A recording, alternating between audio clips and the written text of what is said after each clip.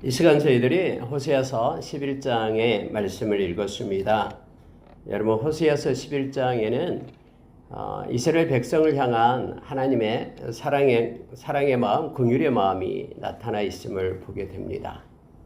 우리가 아까 찬양을 했듯이 우리가 예수님 안에, 하나님 안에 있을 때만 우리는 참 평안을 누리는 존재가 됩니다.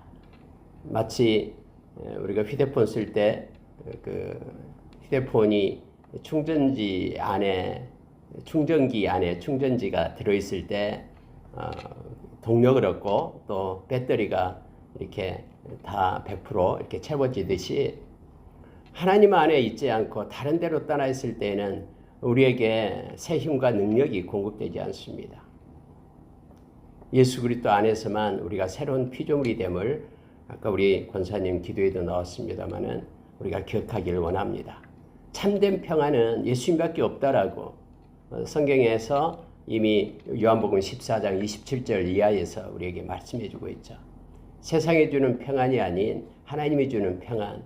그래서 하나님을 떠나고 하나님 안에 있지 않을 때에는 우리가 참된 평안을 누릴 수 없음을 오늘 말씀은 우리가 지금 기억하게 하고, 그래서 늘 우리가 주 안에 거하면서 주님이 공급해 주시는 동력과 힘으로 살아갈 것을 요청하고 있음을 봅니다. 오늘 짤막한 12절로 되어 있습니다만은 마지막 12절은 12장과 연관된 그 말씀이고요. 그래서 11절까지의 말씀 가운데 하나님의 긍휼과 사랑을 우리가 말씀을 통해서 깨닫게 되고 늘 주 안에서 평안을 얻는 저와 여러분이 되기를 원합니다. 이렇게 여러분 장과 이 절을 이렇게 나눈 것은 그냥 의미 있어서 나눈 게 아니에요. 인쇄를 위해서 나눈 거예요. 실제적으로요. 그래서 원래는 이렇게 호세아서가 하나로 통째로 연결되어 있는 것인데 이렇게 12장이 이렇게 11장, 12장이 이렇게 나누어져 있어요. 그래서 원래는 11장 12절하고 12장하고 1절로 연결되어 있는 그러한 내용입니다. 여러분 1절을 한번 보십시오. 이스라엘이 어렸을 때에 내가 사랑하여 내 아들을 애굽에서 불러냈거늘 이렇게 표현하고 있습니다. 하나님께서 특히 불가항력적인 은혜로 이렇게 택했어요. 은혜를 주었어요. 이 불가항력적인 은혜라는 건 뭐냐면은 변하지 않는, 그리고 그 누군가에 의해서 굴절되거나 또 없어지지 않는 하나님만이 주시는 은혜라 표현할 때 불가항력적인 은혜 이렇게 얘기합니다.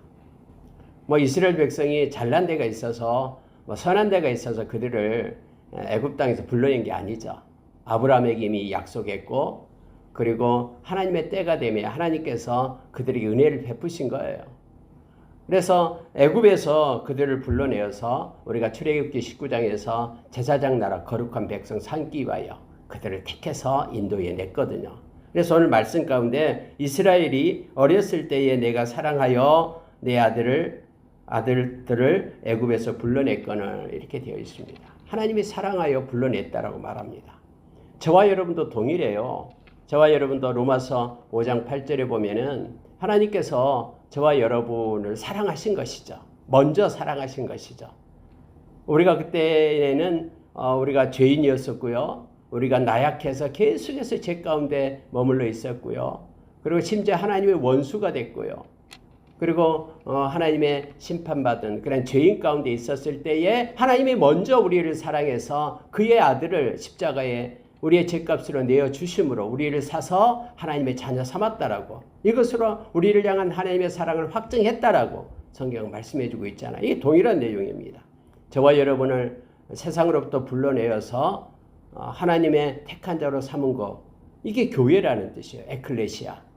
그러니까 하나님께서 불러내어 부르심을 받은 그러한 택자들의 모임, 택함을 받는 자들의 모임, 우리 자신이 될 수 있고 열방 반석교회가 될 수 있고, 이 건물이 아니라 저와 여러분이 교회라는 거죠. 여기서도 동일하게 하나님께서 이스라엘을 사랑해서 그들을 불러냈다라고 얘기합니다. 근데 여러분 이것을 마태는 예수님에게 이것을 썼던 마태복음 2장 15절에서 그렇게 나타내주고 있죠. 그래서 애굽으로부터 불러냈다. 여러분 예수님이 태어났을 때에 헤롯 왕이 막 죽이겠다고 했잖아요. 근데 그 죽이기 전에 그 베들레헴의 2살 이하는 다 죽었어요. 아이들은요. 헤로드 왕이 이 동방 박사들을 통해서 그렇게 말했어. 아기 예수 만나면 나에게로 가르쳐 주라. 그러면 내가 가서 나도 그에게 가서 이렇게 경배하겠다라고 거짓말을 하잖아요. 근데 동방 박사들이 그날 밤 꿈을 꾸는데 하나님께서 헤로드에게 가지 말고 다른 길로 가라라고 해버려서 가버리잖아요. 말하지 않고. 근데 또 그때 또 하나님께서는 요셉에게 꿈을 통해서 너는 빨리 일어나 마리아를 데리고 애굽으로 가라라고 얘기합니다. 그때 여러분 아기 예수를 데리고 이제 애굽으로 가버리잖아요. 헤롯은 손꼽아 기다리고 있는 거예요. 뭐 유대 왕이 났다고 내가 가서 없애버리리라고 생각하고 기다리고 있는데 동방 박사들이 오질 않는 거죠. 그래서 화가 나가지고 베들레헴에 있는 2살 이하의 남자아이는 다 죽여라 해가지고 피비린내 나는 그런 일이 있게 되잖아요. 헤롯 대왕 때요. 근데 이제 애굽에 있을 때에 다시 또 하나님께서 이제 요셉에게 말하죠. 헤롯 왕이 죽었다 이렇게 말하고 다시 돌아오라 한 거죠. 그래서 애굽에서 불러냈다 이 표현을 지금 이것을 갖다 예수님께도 적용해서 마태복음 2장 15절에서 사용하고 있음을 보게 됩니다. 이건 저와 여러분에게도 동일하게요. 세상으로부터 저와 여러분을 하나님이 먼저 사랑해서 예수님으로 인하여 우리의 죄값을 지불하고 불러낸 거예요. 그래서 하나님의 뜰 안으로 저와 여러분을 옮겨 심은 거예요. 그러니 우리는 하나님의 뜰 안에 있는 하나님의 자녀이기 때문에 세상을 기웃거리면서 부러워하면서 보지 말고요. 하나님을 사랑하며 바라보며 하나님께 의지하며 경배하며 살아야 됨을 알게 합니다. 자, 불러냈습니다. 2절에 보세요. 선지자들이 그들을 부를수록 그들은 점점 멀리하고 바알들에게 제사하며 아로새긴 우상 앞에서 분향하였느니라. 하나님이 그때부터요. 여러분 이 이스라엘 백성들 우리가 쭉 봤습니다마는 아니 홍해를 건넌 그들이었잖아요. 너무 좋아서 속고치며 춤추며 하나님께 감사했잖아요. 하나님은 위대하시고 하나님은 놀라운 전능하신 분. 그렇게 우리의 원수들을 갖다가 이 바다에 수장하고 하면서 여러분 홍해를 건너고 와서요. 그들이 춤추며 하나님께 찬양했잖아요. 근데 여러분 3일이 못 가서 하나님을 원망하는 그들로 바꾸잖아요. 왜요? 이 광야에서 목이 마르는데 물이 없는 거예요. 마실 물이 없어요. 그러면은 그때 그 살아계신 하나님 앞에 엎드려 기도하면 되잖아요. 하나님 주십시오. 그런데 여러분 그대로 원망하고 불평하고 하나님이 어디 계시냐 하면서 그렇게 하나님을 믿지 않았던 그들의 모습을 보게 됩니다. 광야의 모든 일들이요. 이처럼 하나님이 살아계시지 않는 것처럼 무리바 물사건도 마찬가지고요.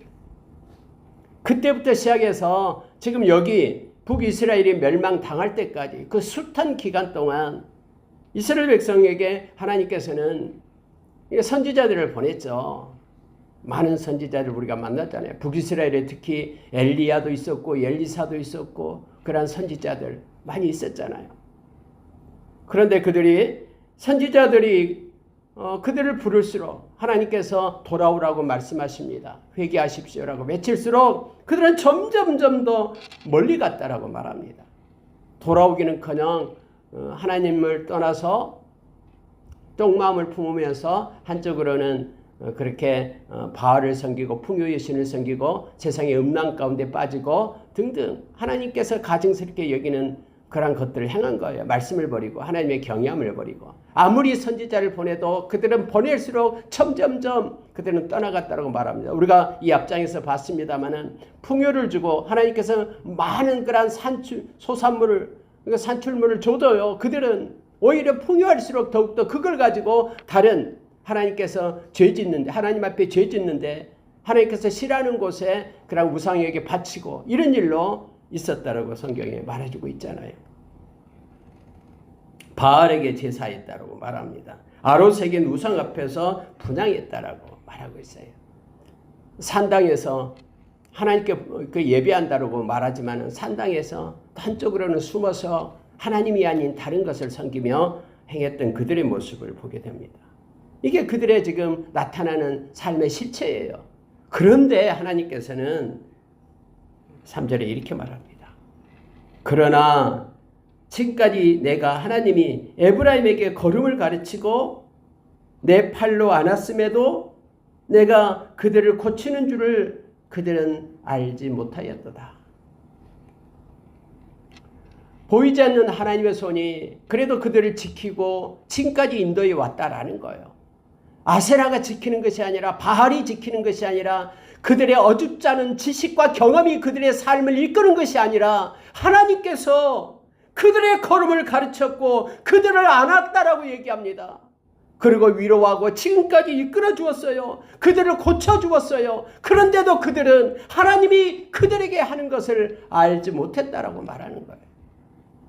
그래서 하나님은 나를 알라라고, 내 백성이 하나님을 아는 지식이 없어서 망한다라고, 힘써 여호와를 알라라고 그렇게 호세아 선지자를 통해서 외치고 있는 거예요. 그것이 하나님이 아니라 바알이 준 거라고, 풍요의 신이 준 거라고, 지금까지 전통적으로 가나안 땅에서 행해왔던 그러한 악한 습관들이, 그러한 전통이 그렇게 그들을 풍요롭게 했다라고 생각하면서 하나님을 버리고 그걸 택하고 있는 백성들의 모습을 지금 하나님은 보고 있는 거예요. 특히 하나님은 4절에서 이렇게 말합니다. 내가 하나님이 사람의 줄, 곧 사랑의 줄로 그들을 이끌었고 그들에게 대하여 그 목에서 멍에를 벗기는 자 같이 되었으며 그들 앞에 먹을 것을 두었노라. 하나님은 싫다고 떠난 그들 앞에 하나님은 긍휼과 자비로 하나님께서 행하신 일이 있다라고 말합니다. 사람의 줄, 이 말은요, 우리가 여러분 짐승을 끌고 가려면은, 소를 끌고 가려면은 소의 코에 이렇게 콧뚜레를 해가지고 끌고 가잖아요. 이 짐승은 막 말을 잘 안 듣잖아요. 끌고 가야 되는데. 근데 짐승의 줄이 있어요. 억지로 하는 것. 끌고 막 가요. 막 코가 아프니까 따라오는 거예요. 어렸을 때 소를 보면은. 우리 집에는 소가 없어가지고 얼마나 소를 이렇게 소 먹이로 간다고 하잖아요. 그 친구가 얼마나 부러웠던지 어린 시절이 생각이 납니다. 소 등에 한번 타보고 싶어가지고 그런 적도 있었습니다. 뭐 어쨌든요. 이 소는요, 짐승들은 억지로 본능이 있기 때문에 자기 좋을 대로 움직이거든요. 그래서 뭔가 억압적으로 끌고 가야지만 끌려가는 거예요. 이건 짐승의 줄이에요. 근데요, 하나님께서는 우리 인간에게, 사람에게, 특히 당신의 백성들에게는 사람의 줄을 썼다라고 말합니다. 근데 이 사람의 줄은 뭐냐 그러면은 바로 사랑의 줄이라고 말하는 거예요. 하나님께서 하나님의 백성들에게는 사람의 줄을 써서 억압적으로, 만약에 여러분 사람이 이렇게 오른손이 범죄한다 그러면 하늘에서 불칼이 내려와 가지고 오른손을 착 잘라버린다 그러면 어떻게 되겠습니까? 혀가 거짓말한다 그러면은 바람칼이 와서 그냥 바람처럼 슬며시 와서 혀를 갖다 두동강 낸다 그러면은 다 불구자만 있을 거예요. 근데 여러분, 이처럼 하나님께서는 사람의 줄을 쓰는데 이 사람의 줄이 곧 사랑의 줄이라고 말합니다. 그래서 하나님께서는 사랑의 줄로 그들을 이끌었다. 참고 사랑은 원래 참는 거잖아요. 하나님이 참고 인내하면서 지금까지 이끌어왔다라고 말씀합니다. 또 그들의 목에서 멍에를 벗기는 자 같이 되었다라고 말합니다. 그들의 짐들 무겁고 힘들다 그러면은 설사 나를 알지 못한다 할지라도, 하나님이 주신 은혜를 깨닫지 못한다 할지라도 내가 그들의 목에서 멍에를 벗겨지게 했다라고 하나님 말씀합니다. 그리고요, 심지어는 그들 앞에 내가 먹을 것을 갖다 두었다 라고 말합니다. 죄를 짓고 하나님 앞에 그렇게 가증스럽게 인을 행하는 그들의 밭에도 내가 햇빛을 주고 비를 주고 해서 그렇게 소산물이 나게끔 내가 먹을 것을 그들 앞에 놓았다. 하나님은 그렇게 말씀하고 있습니다. 그런데 이제 때가 되었다라고 하나님께서는 말씀을 하시고 계시는 거예요. 5절에 보니까 그들은 애굽 땅으로 돌아가지 못하겠거늘 하나님께서는 이미 약속했습니다. 너희들이 애굽으로 돌아가지 못하리라. 애굽에서 불러냈을 때에 그들은 틈만 나면 애굽으로 돌아가자고 했거든요. 광야 시절에요. 막 금송아지 만들어가지고 광야에서도 그렇게 말했잖아요. 모세가 시내산에 올라가서 40일 동안 있으니까 안 내려온다고, 모세가 어디 간지 모르겠다라고, 우리가 지휘관을 세워가지고 다시 애굽으로 돌아가자 하면서 막 그들이 야단났잖아요. 근데 하나님께서는 절대로 애굽에 돌아가서는 안 된다라고 말하죠. 세상으로 다시 돌아가서는 안 된다라고 말합니다. 저와 여러분에게도 마찬가지예요. 하나님께서 택해서 불러낸 하나님의 백성들이 다시 하나님을 버리고 세상으로 나가서는 안 됩니다. 그래서 여러분, 하나님께서는 그렇게 말씀하신 거예요. 이제 그들은 애굽 땅으로 돌아가지 못하겠거늘. 그러면 어떻게 해야 되나?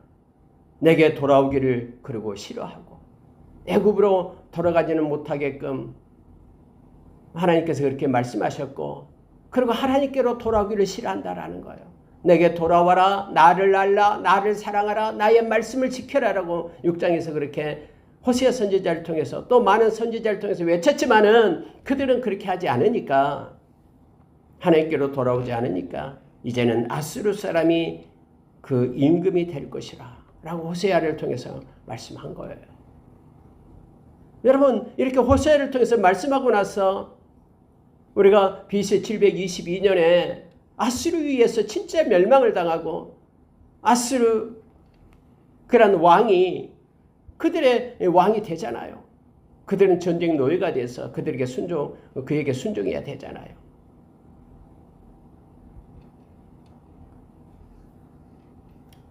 성경은 이렇게 말합니다.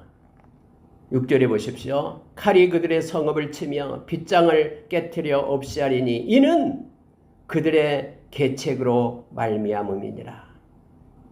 결국 그들이 멸망당한 게 뭐냐 그러면은 하나님께로, 하나님의 뜻에 따라, 하나님의 말씀에 따라 하나님께로 돌아오면 되는데, 그들이 하나님을 버리고 떠났기 때문에 실제적으로 그들이 멸망을 당하는데 성읍이 무너지고 빗장이 깨트려지고 하는데, 이는 그들의 계책, 그들의 계책이라는 것은 그들의 계획이에요. 계획. 그들이 이렇게 해야 되겠다, 이렇게 싸워야 되겠다 하면은 그들의 계획에 따라 하나님의 말씀을 버리고 그들의 마음에 따라, 그들의 생각에 따라, 그들의 어줍지 않는 계획에 따라 그들이 행했기 때문에 그들이 멸망받은 것이다라고 하나님께서는 말씀하고 있는 것입니다.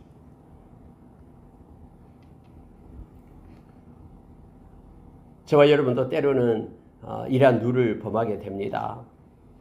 하나님의 길과 나의 길이 있을 때에 우리는 하나님의 길을 버리고 나의 길을 택하는 경우가 많습니다. 하나님의 생각은 내려놓고 나의 생각을 따라서 갈림길에서 택하여 가는 경우가 너무나 많습니다. 때로는 하나님에 대한 아무런 생각도 없이 그분께 기도하고 묻지도 않고, 또 그분의 뜻을 구하지도 않고 자기의 경험과 지식으로 그걸 택해서 가는 경우가 많습니다. 그러나 이제 하나님께로 와 하나님이 우리의 왕이 되시고 우리의 임금이 되시고 우리의 주인이 되신다라고 인정하는 이들은 나의 삶에 있어서 모든 것들을 그분과 상의하고 그분께 기도하고 그분이 주시는 말씀에 따라서 우리는 순종하며 행해야 될 의무가 있음을 우리는 기억해야 됩니다. 그래서 주 안에 있을 때 우리는 언제나 하나님 앞에 두신 찬양의 뜻이 평안을 누릴 수 있고, 주님을 떠난 삶은 반드시 그에 대한 대가가 있음을 성경은 우리가 깨닫도록 가르쳐주고 있습니다.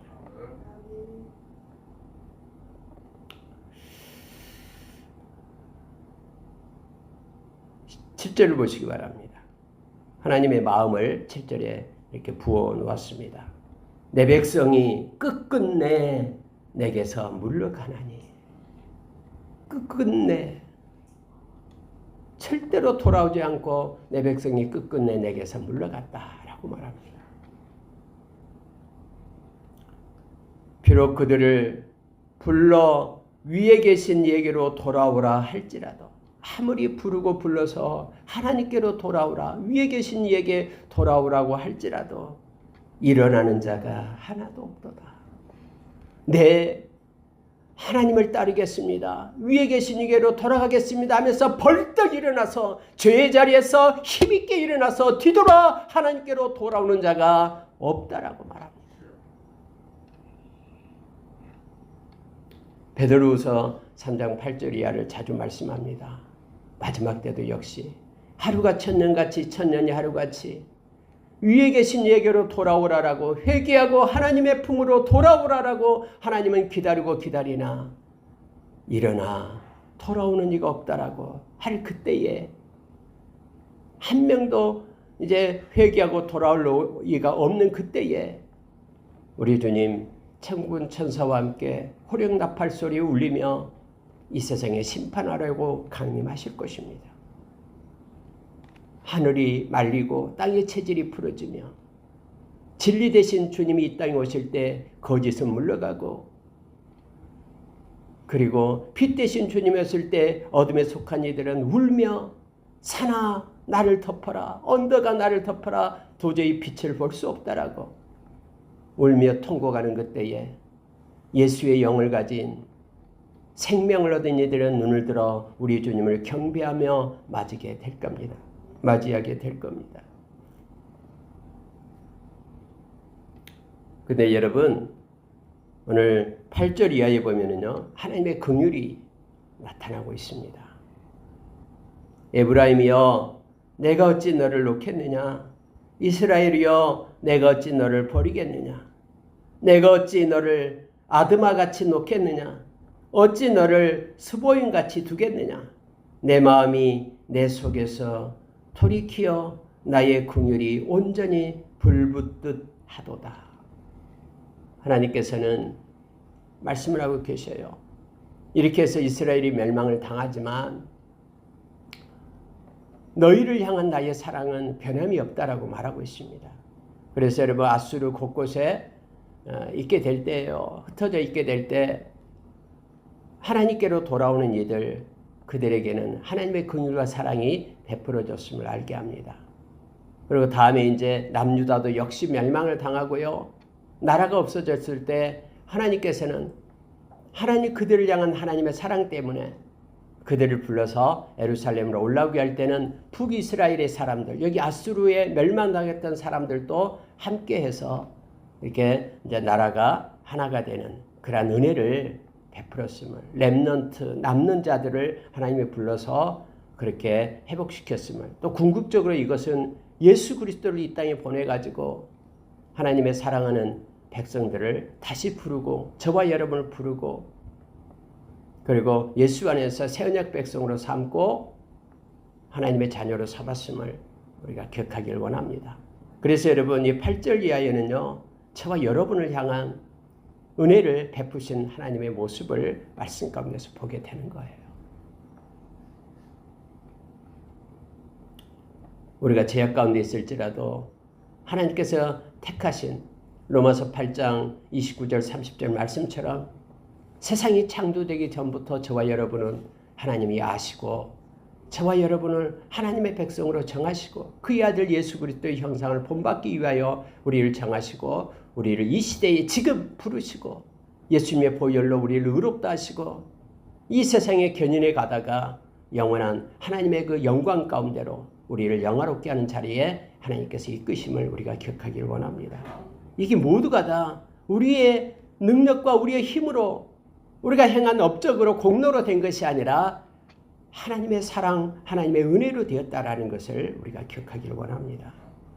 여기서 여러분, 내가 어찌 너를 아드마같이 놓겠느냐, 너를 스보임같이 두겠느냐, 이렇게 말하죠. 이 아드마와 스보임은요, 이 소돔과 고모라가 멸망할 때 옆에 있는 그러한 마을 이름이었어요. 성읍 이름이었습니다.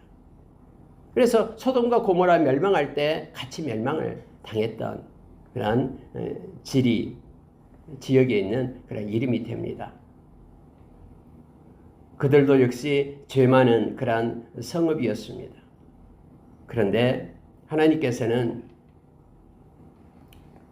죄 많은 에브라임도 이들과 같은 운명을 겪어야 한, 멸망당해야 할 그들이지만은 하나님께서는 그들에게 긍휼을 베풀겠다라고 지금 말씀하고 있는 것입니다. 9절 보고 마치겠습니다. 내가 나의 맹렬한 진노를 나타내지 아니하며 내가 다시는 에브라임을 멸하지 아니하리니 이는 내가 하나님이요 사람이 아님이라. 내 가운데 있는 거룩한 이니 진노함으로 내게 임하지 아니하리라. 여러분, 이 말은 앞의 것과는 좀 다르게 느껴지잖아요. 그런데 이것이 사랑의 하나님, 긍휼의 하나님 되심을 알게 합니다. 그래도 하나님께서는 그의 아들을 이 땅에 보내셔서 우리의 죄를 용서하시고 구원의 길을 열어주셨음을 우리는 기억합니다. 하나님은 사람이 아니기 때문에 사람이라 그러면은 반드시 멸망받고 또 원수를 갚아야 맞지만은 하나님이 하나님 되시기 때문에 하나님의 긍휼을 베풀어 주시겠다라고 말합니다. 실제 저와 여러분이 하나님의 긍휼이 아니면 구원받을 자가 아무도 없습니다. 세상의 모든 사람이 다 죄악 가운데 있고 우리의 마음 가운데는 우리의 본성이 죄성이 있어요. 이 사르크스라는 죄성을 가진 인간이에요. 그래서 가만히 놔두면 저절로 지옥으로 가게 된 인간입니다. 아무리 선한 일들, 착한 일들이 있다 해도 그에게 죄가 없는 것이 아니에요. 이 죄성이 가지기 때문에요. 그래서 성령님의 인도하심을 받아야 되고, 그래서 우리가 말씀과 기도로 하나님의 자녀로 그렇게 온전하게 세워져야 되고 거룩함을 입어야 되고요. 하나님의 긍휼을 힘입고 저와 여러분이 회개함으로 인하여 하나님의 나라의 백성이 되게 됨을 알게 합니다. 하나님은 사람이 아니기 때문에 그래서 하나님께서 긍휼을 베푸시겠다라고 말씀하시고 바울 사도는 이것을 갖다가 하나님의 비밀이라고 말합니다. 어떻게 긍휼을 베푸실까? 예수 그리스도 당신의 아들을 이 땅에 보냄으로써 구원의 길을 여셨다고 해서 하나님의 비밀인 예수 그리스도 이렇게 말씀합니다. 예수님은 대제사장으로 이 땅에 오셨습니다. 대제사장은 이렇게 하나님께 제물을 드리잖아요. 근데 제물이 없어요. 깨끗한 제물이 없어요. 그래서 당신 자신을 제물로 드린 거예요. 당신 자신이, 예수님이 당신 자신을 제물로 십자가 제단에 놓고 우리를 살려내신 것입니다. 그래서 예수님은 대제사장이시면서 예수님은 화목 제물이 되신 거예요. 그 놀라운 십자가의 은혜, 하나님의 긍휼, 그래서 십자가가 하나님의 사랑이라고 얘기합니다. 이 하나님의 사랑을 아는 이들은, 깨닫는 이들은 절대로 다시 세상을 향하여 나아가지 않는다라고 유다서 1장 20절, 21절에서 우리에게 말씀해 주고 있죠. 아까 우리 권사님 기도에도 나왔습니다마는 유다서 1장 20절에서 지극히 거룩한 믿음 위에 우리 자신을 세워 나가고 성령으로 기도하고 이 하나님의 사랑을 깨달아 알고 그리고 세상으로부터 자기를 지키고 그리고 하나님의 긍휼의 때를, 그 구원의 긍휼의 때를 기다리는 지혜로 살아갈 것을 유다는 우리에게 말씀해 주고 있죠. 말씀을 마치겠습니다. 하나님은 여전히 기회를 우리에게 주고 있습니다. 마지막 심판의 때가 오기 전까지는 하나님께서 부르시고 있는 때입니다. 저와 여러분이 늘 돌이켜 하나님의 사랑과 긍휼 속에 거하며 위에 계시는 하나님을 찾고 위의 것을 옷 입고 살아가는 저와 여러분 되기를 원합니다. 그리고 아직 주께로 돌아오지 않는 이들에게 그리스도의 향기와 편지가 되기를 원합니다. 생명의 통로로 쓰임받기 위해서는 먼저 저와 여러분이 거룩을 입어야 되고 깨끗함을 받아야 됩니다. 예수의 보혈을 믿고 우리가 깨끗해지고 그래서 하나님의 쓰심에 합당한 도구가 되기를 소원하면서 우리가 오늘 하루도 하나님께 영광 돌리며 살아가기를 원합니다. 예수의 보혈과 성령의 인도하심이 오늘 하루도 우리 가운데 충만히 거하는 귀하고 복된 날 되기를 간절히 원합니다. 함께 기도하겠습니다.